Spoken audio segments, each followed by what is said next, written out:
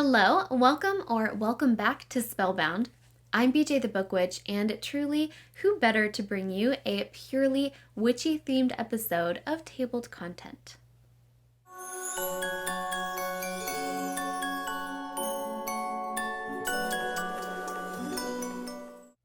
So this is an episode of Tabled Content where we dive a little bit deeper into books and bookish topics, and where we look at books as artifacts within the current discourse. And during my latest book haul last month, I noticed an incredible number of witch and witch-related content coming out of every single genre at Barnes & Noble. Witches in fiction and literary fiction, so much witchery in fantasy, witches in history, witches in middle grade, witches in cookbooks and in 2023 planners.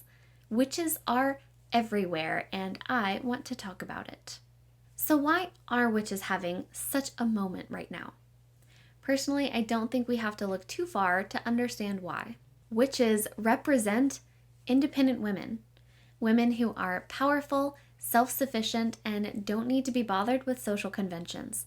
Specifically, social conventions that have been weaponized by the patriarchy to oppress women. Things like being social, being polite, and even being pretty.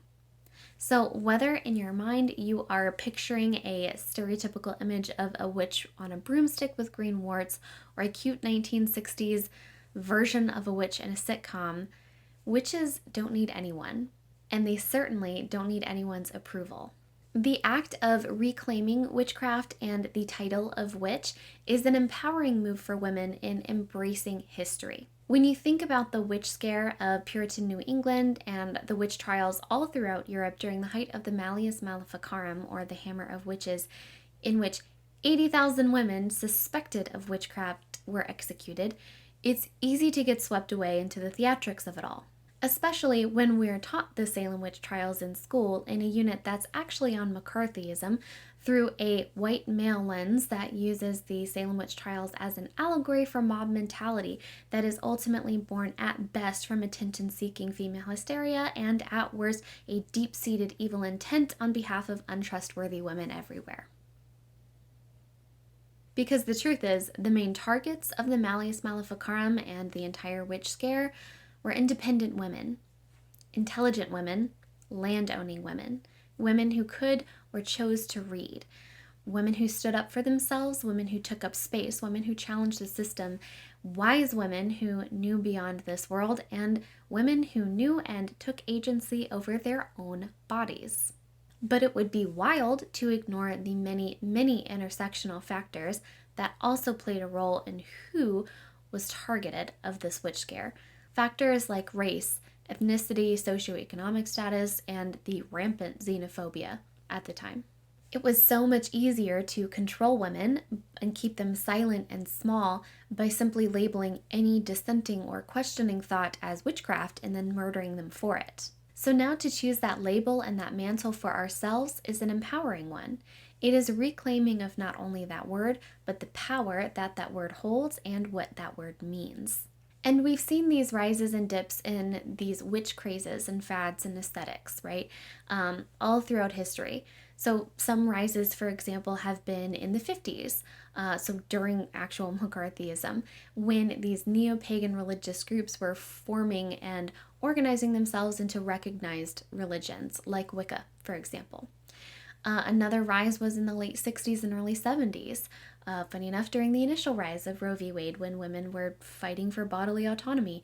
And that's what is referred to as the second wave of feminism. And then again, you look around now and witches are back.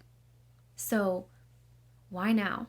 Personally, I think the symbol of the witch rises to the surface at just the right time, every time throughout history. And it's always an overlap of many things going on in the collective, right? So of conversations around independence and self-sufficiency, around sisterhood and the incredibly complex intersectionality of sisterhood, and when you bring in different lenses of what it means to be a woman of color, of a trans woman, of a mother, of a woman who is not and will never be a mother. Conversations around celebrating nature and the cycles of life, and that means embracing death and change in a way. Conversations around fighting always for equality and autonomy and personhood. And I think all of these things and all of these conversations are showing up in the collective, especially in a somewhat post-pandemic world where many things, ideas, structures, and ways of life are dead or dying and needing new life and new ideas. And this same tired fight over control over women and over women's bodies is resurfacing under the exact same desperate mask as it was in the medieval period, Christianity. So these ideas are present, and the witch is very much a symbol of empowerment, of how women are choosing to embrace themselves and embrace the power that this icon embodies as they continue this centuries-old fight for personhood. The symbol of the witch is incredibly powerful and yet incredibly simple. According to Catherine M. Valente, a witch is just a girl who knows her mind. I think it's pretty obvious where I stand when it comes to the title of witch, as I have chosen to embrace it in more ways than one, even on this channel. And speaking of this channel, we're here to talk about books. And while I am fascinated by the presence of witchy content in the current zeitgeist, I am just as fascinated by the presence of witchy content in my local Barnes & Noble. So without further ado, here are 20 witchy books that you may have seen at your local bookstore. In contemporary YA, we've got Leah and Beckett's Abracadabra by Amy Noelle Parks. This is a cute rom-com about 17-year-old Leah who receives a mysterious invitation from her missing grandmother to participate in a stage magic contest. The only rule is that she must stay away from the Blackwell boys, a rival magic family. But of course, Leah does end up meeting Beckett, a Blackwell cousin, and magic and chaos and romance ensue. These Witches Don't Burn by Isabelle Sterling. This cute story is about Hannah, an elemental witch who's in a coven with her friends and her ex-girlfriend Veronica. She has her sights set on Morgan, a cute new ballerina in town, but when a terrifying blood ritual interrupts the end-of-year bonfire, Hannah finds the limits of her magic tested. This is labeled a cute romance and thrilling mystery. The Babysitter's Coven, For Better or Cursed by Kate M. Williams. This is the sequel to The Babysitter's Coven, which was like a delightful cross between The Babysitter's Club and Buffy the Vampire Slayer. So this book follows Esme as she is finally welcomed into the Sitters, which is a group of supernaturally gifted teens, and she develops her powers. All Our Hidden Gifts by Caroline O'Donoghue. This one is about Maeve, who discovers a pack of tarot cards in her locker during in-school suspension. During a tarot reading, she pulls the never-before-seen housekeeper card on her ex-best friend Lily, and then Lily mysteriously vanishes. Maeve is determined to find Lily while managing a potential romance with Lily's gender-fluid sibling, Ro. And I think this one takes place in Ireland in a potentially religious boarding school, so that'd be cool, I think. Improbable Magic for Cynical Witches by Kate Scelsa. Heartbroken Eleanor is still grieving the loss of her best friend and first love, Chloe. But when a mysterious book on tarot shows up at the doorstep of the witchy souvenir shop where Eleanor works, it hints that magic might be on its way into Eleanor's life.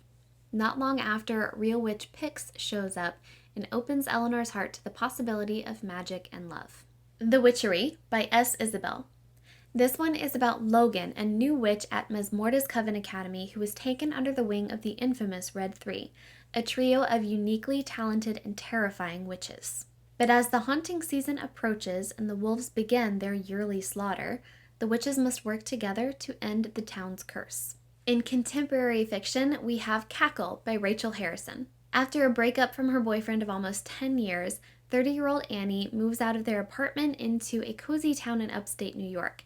There she meets Sophie, the mysterious and alluring ageless woman who seems to be able to embrace all of the positive and negative aspects about herself. Slowly, Annie learns to see herself through her eyes, even though the town is pretty apprehensive and unsure about Sophie's influence on Annie. The Moon, the Stars, and Madame BUROVA by Ruth Hogan. This book is about Madame BUROVA, a beloved tarot reader on the Brighton seafront ready to retire, but not before she fulfills a promise made in the 1970s. And Billy, a young woman looking for a fresh start. Determined to find direction, Billy follows the trail that leads her directly to Madame BUROVA. This story spans 50 years and friendships that last a lifetime. In contemporary fantasy, we've got Her Majesty's Royal Coven by Juno Dawson. This one is about 4 friends who joined Her Majesty's Royal Coven, established by Queen Elizabeth I as a covert government agency. Present day and decades after a civil war, Helena is the current reigning high priestess of the organization and the last of her friends still enmeshed in the bureaucracy of the HMRC. When a threatening warlock rises on the scene, the four friends must band together and decide where their loyalties lie, with preserving tradition or with doing what is right. And honestly, I think I'm gonna love this one. Our Crooked Hearts by Melissa Albert. Honestly, after The Hazelwood, I will read anything by Melissa Albert because her writing is positively gripping. This one is about 17-year-old Ivy almost running over a nude young woman in the middle of the road on her way home from a party, and then a series of increasingly disturbing events that follow that all seem to connect to her enigmatic mother. I believe this story is told between present-day Ivy's perspective and her mother's perspective in 1990 Chicago. In fantasy, The Vine Witch by Luanne G. Smith. This book is about a young witch who wakes from a curse and is determined, naturally, to find out who cursed her. Apparently, for centuries, she and her family have been able to charm the vineyard of this chateau in this valley, until the curse, at which point the vineyard fell into ruin and is now on the hands of a handsome stranger. Historical fiction. A Secret History of Witches by Louisa Morgan. This book spans multiple generations. In Brittany in 1821, Ursule gives her life for her family and everyone assumes that the magic dies with her. Decades later, with World War II on the horizon, magic is needed now more than ever, and Ursule's descendants must fight to channel their magic and keep it hidden. The Witches of New York by Amy McKay. I love this book. It follows three women who work in a tea and tincture shop in New York City at the height of turn-of-the-century spiritualism, and the local church that takes up a crusade against them. A Witch in Time by Constance Sayers. This book is about Helen, who has lived several lives as either a troubled muse or a frustrated artist to some degree. One day she meets a man who tells her that he's watched her over the centuries, bound to her, in fact, and of course she doesn't believe him until she starts having dreams or memories of her past lives. Caught in a curse, Helen is forced to relive the tragic events that have shaped all of her past lives, unless she can break her curse before the time runs out. The Witch of Willow Hall by Hester Fox. Rocked by rumor and scandal, Lydia, her parents, and her sisters flee from their Boston home to a sleepy country estate, which Lydia quickly discovers is haunted. The tortured spirits in the home are uniquely tied to Salem and its terrifying history with witches. Conjure Women by Afia Atakora. This book also spans multiple generations, and it follows midwife Maybelle, her reluctant daughter Rue, and their master's daughter Verena. Set in the South before and after the Civil War, this book explores their unique connection, passion, and friendships. Everyone Knows Your Mother is a Witch by Rivka Galchen. This book takes place during the 30 Years' War in Germany during a time of plague. An illiterate widow, Katharina, is accused of being a witch, and her son, an influential mathematician, has to get involved in the town gossip to clear her name. This book is called provocative and entertaining, and honestly, I kind of vibe with that description. And for further reading on the topic of witches in terms of the current social discourse, I highly encourage you to check out these nonfiction titles. Witch by Lisa Lister, or anything by Lisa Lister. Cunt, A Declaration of Independence by Inga Muscio. And Witches, Sluts, Feminists, Conjuring the Sex Positive by Kristen J. Soleil. So there you go. Those are 20 popular witchy recommendations for the season of the witch, which, if you've been paying attention, is right now. If you've read any of these, or if you have any witchy recommendations of your own, please leave them in the comments. And if you liked this video, give it a thumbs up. And if you loved it, hit subscribe. But in the meantime, happy reading and hex the patriarchy.